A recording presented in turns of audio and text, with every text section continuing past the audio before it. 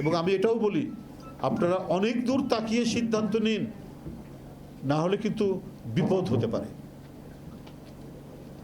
যে কোনো হঠাৎ আবেগবশত কোনো সিদ্ধান্ত নিন না, অনেক দূর তাকিয়ে আপনার সিদ্ধান্ত নিন, যাতে আমাদের শিক্ষা খাত, স্বাস্থ্য খাত, আমাদের যে সোশ্যাল ওয়েলফেয়ার, যে সমস্ত বিষয়গুলো, সেগুলো এখন থেকে এমন কিছু আপনারা উদ্যোগ গ্রহণ করতেন যেটা একটা দৃষ্টান্ত হয়ে থাকতো। আপনারা সংস্কারের কথা বলছেন, আপনারা কিছু সংস্কার আপনার ক্ষমতায় থাকতেই দেখেন না কেন? যে প্রতিটি হেলথ কমপ্লেক্সের কাছে কমপক্ষে 2/3 নার্সের আবাসন ব্যবস্থা হবে। এটা কত টাকা খরচ হবে আপনার? তাহলে তো দেশের মানুষ একটা ভালো একটা স্বাস্থ্য সেবা পেতে পারত।